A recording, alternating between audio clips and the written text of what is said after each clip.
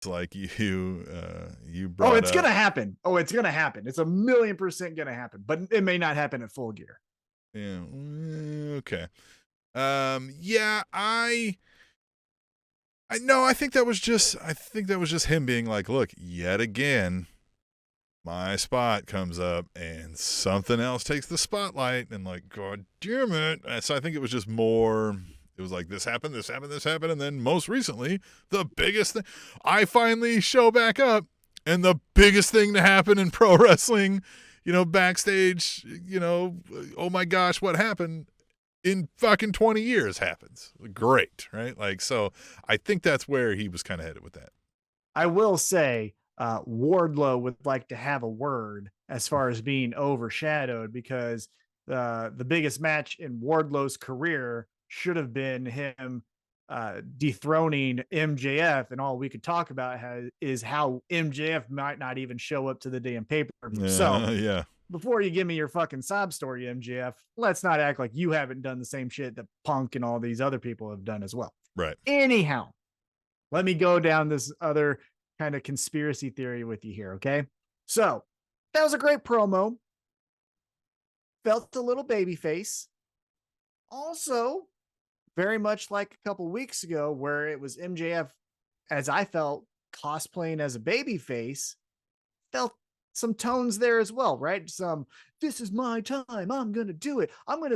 He says, I'm going to be the flag bearer for AEW, which is a different tone he's taken previous to every other mention of AEW, where it's the war of 2024 or whatever. So after the commercial break, we get a quick video package from one Stokely Hathaway, and he's cutting down MJF.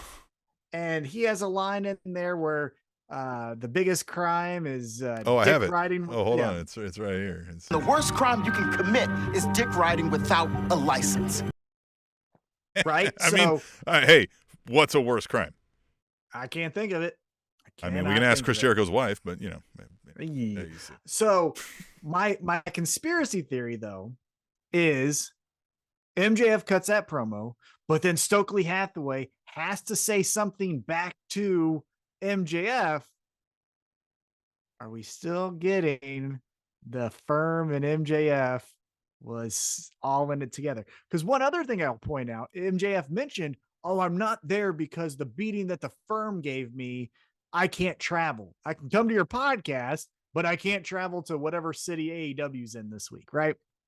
So I know, again, we have one more week of storytelling. The go home show is next week. And we'll get to predictions. So you don't feel like this is, gun to your head and this is what you have to stay to. But do you think we see the double down on the heel MJF, or we get the full babyface turn from MJF? I hope we get the double down on the heel because he's the best to ever do it. I mean, we can argue about best to ever do it, but he's the best right now doing that without question in my mind. I don't know who you're going to argue otherwise. And I mean, yes, we all love him for that, but I don't know that we're ready to cheer for him. Remember how many times you've heard Steve Austin in the podcast era mention the fans were not ready to boo me at that moment, right? When I turned, and that was the mistake. I don't know if the fans are really ready to cheer MJF. We'll cheer the asshole because we're like, yeah, fuck that. Like, we want to be an asshole, but like, if he's going to be a face, man, the only way it works is if he remains that level of an asshole.